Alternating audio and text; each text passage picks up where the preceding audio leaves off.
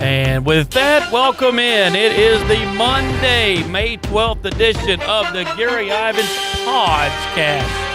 Oh, yeah. I know you like it. Welcome in. It's KSFA860.com. As always, we're brought to you by What a Burger. Locations throughout East Texas. Stop by What a Burger today. We're talking NFL draft. I thought we would kick it on with Monday Night Football 3. 115 days till Green Bay and my Packers will be at Seattle to kick off the 2014 NFL football season. Who's coming with me? And by the way, I just really like that song. Well, welcome in, welcome in. It is once again Monday, May 12th edition, 2014 of the Gary Ivins podcast. Any thoughts, comments? Love to hear from you today. Drop us an email. That's always Gary at Q1077.com. That's Gary at Q1077.com. Don't forget, we're with you live every morning, 5 to 7, over on KSFA 860 and streaming live right here on KSFA860.com. Well, it was an historic draft over the weekend as Michael Sam went at pick 2 and the 49 to the St. Louis Rams. Historic day? Maybe so. We'll get into that. He's drafted by the Rams, again, about 90, 95 miles from his Missouri campus, so it will be a friendly face. He's played a lot of games there at the RCA Dome. Friendly media, friendly surroundings. In that aspect, great place for him to be drafted at. What's not going to be a great place is he's got to make the 53-man roster, and the reality is here, who's got the best defensive line in the league? It could very well be the St. Louis Rams. They already had Chris Long, William Haynes, Robert Quinn. They've all been to Pro Bowls. Eugene Sims is there. Defensive tackle, first round from last year, Brockers, Langford. They already, Aaron Donald, the best defensive down lineman in the draft this year. Coltrane is still there. And Michael Sam's going to beat these guys out. They'll take 10 to 12 of these guys because you're going to rotate in at least a 10 deep. But Michael Sam is, I don't care what his parameters are here or what kind of situation the draft brought up or what have you. The reality is he's going to have a hard time making this team. Will he make the team? Who knows? You know, all I know is the guy had a vertical leap, not much more than mine, and at the combine, he did 15 reps of 225. I did 13 the next day. I'm a man. I'm 40. You know, and so that's the big things that I have to get to. Now, I got an excellent email over the weekend asking me about the situation when they showed him on TV kissing with his boyfriend 2 or 3 times. Then there was a cupcake spreading and then kissing it off, and ESPN showing all that on national television and really brought up an interesting point. I said, I'm sitting there with my kids. How do you explain that? And to which I responded, I said, you got to use that, you know, and then, again, this is just me, okay? And I've told you my philosophy here. Again, Michael Sam came out 2 months ago, and he is the first NFL player ever to be openly gay player to be drafted in the NFL. And all of that comes up, and when you're sitting down, watching this thing with your kids, again, Thursday night, my 9-year-old son wants to watch the draft to see where Johnny Football is subsequently drafted to. So we watched that draft all night, cooked some steaks, had a lot of fun. Now, I did not, unfortunately, have my kids this weekend, so I wasn't watching it with them on Saturday. But I would say you have to use that moment to have a sit-down talk and explain it. You know, yes, is your kid 5? Is your kid 10? Is your kid 15? That's all relative to the situation. But to me, you have to sit down and explain it. I mean, there's times as a parent, and again, I'm not sitting here and acting like I'm the best parent in the book by any stretch of the imagination. Again, my oldest one's just 9, and there's talks that I haven't had with him yet because I haven't had to. And I butchered up a lot of things with my 9-year-old son that I would definitely do over again if I had that opportunity. I'll be the first to admit that. I may be the only person to admit that, but I have to live with some of the decisions that I made about my 9-year-old son that I would like to have back in talking to him and teaching him to become a man. And Saturday, if you were fortunate enough, and I say fortunate because if you're fortunate enough to have your kids there, it's your job as a parent to explain what it is, what's going on, how to comprehend that. And you want that to, in my opinion, I would love for my kids to been with me and not have to get that from some other Yahoo, which may or may not have happened. Who knows? So if you're fortunate enough to be able, as the email said, well, how do you explain that to your kid? Well, at least you have the opportunity to explain that to your kid however you want to. Okay, and then again, that goes back to the Fourth Amendment. That's in your house. You can explain it however you want to. I explain it with, hey, what one preference is one preference. It's his. I explain to him what it means, and that's his decision. Is that the way I think? It's not. But do I judge that guy for the way that he thinks? Absolutely not. That is not how I am. I'm not telling you how to be. I'm just telling you how I think. So with that being said, you look at this thing from two different things, from two different directions. You look at it from the off the field side of things, and then you look at it from the on the field side of things, and I'm telling you, he is going to have a very, very hard time making this team. This might be a good fit for him from a geography standpoint and that kind of thing, but he is going to have a lot of great people in front of him that he's going to have a tough time making this team. And we'll definitely keep a close eye on Michael Sam as they start their OTA starting next week in St. Louis.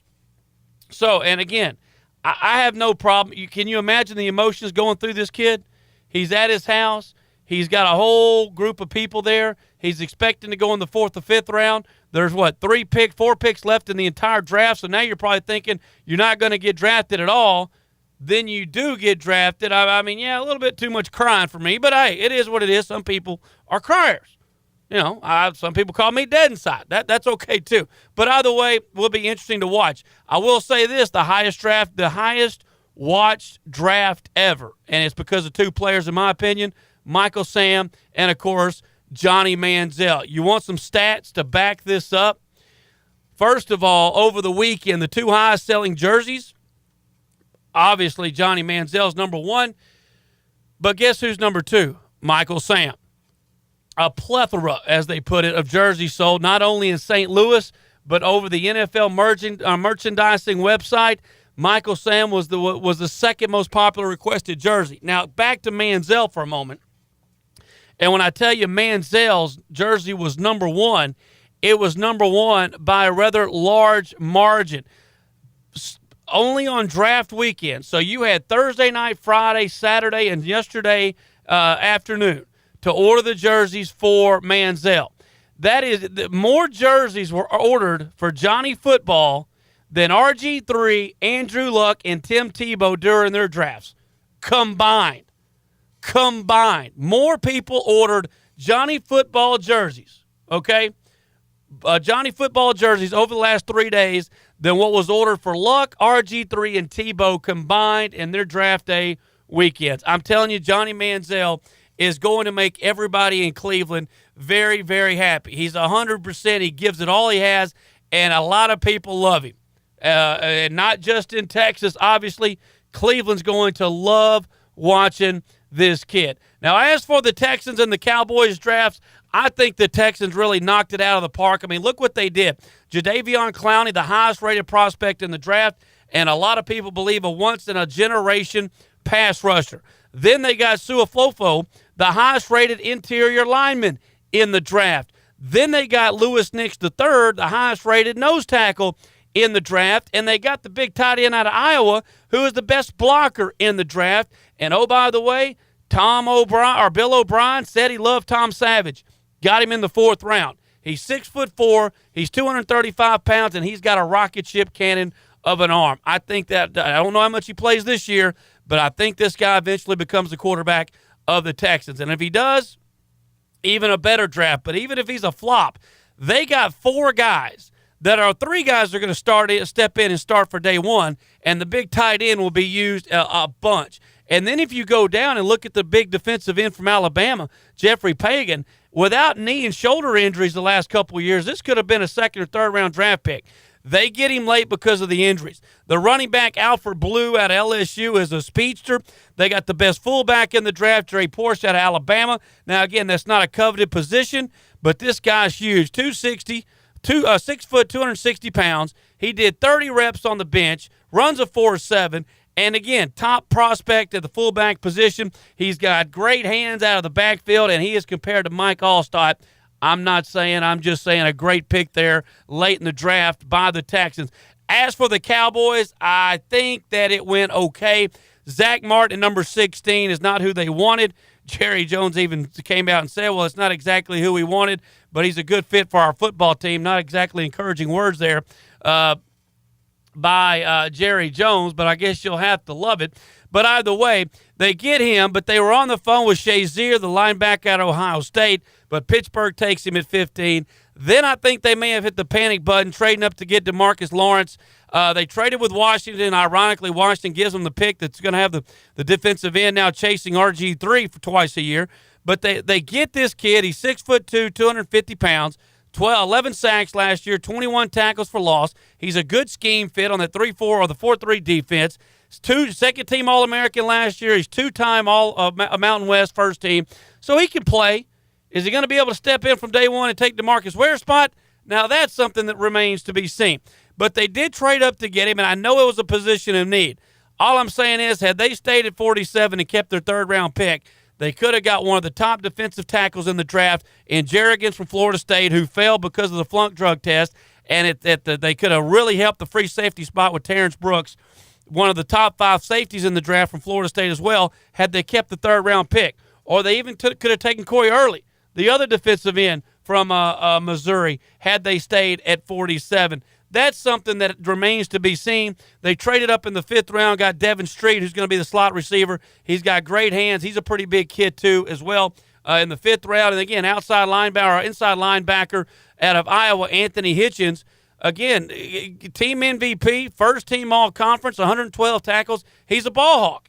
And with Bruce Carter inconsistent and Sean Lee injury, I think it's a valid pick and helps out. The only thing I say, I could have got a great defensive tackle and a safety instead of DeMarcus Lawrence.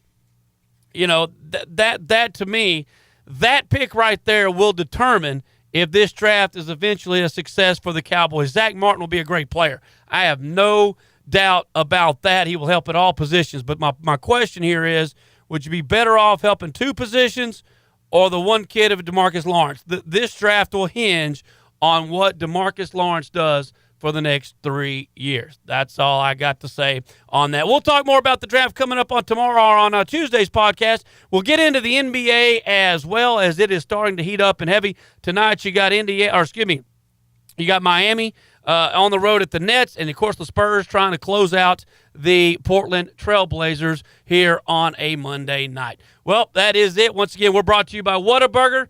Don't forget, Whataburger's where it's at. Jalapeno cheddar biscuit in the morning, double meat, double cheese at night. Whataburger, bringing you the Gary Ivins podcast here on a Monday, May 12th, 2014, I tell you, on KSFA 860.com. We'll be with you live in the morning, Tuesday morning, 5 a.m., right here on KSFA 860. But it's paper before I lay 'em. But you won't take the sting out these words.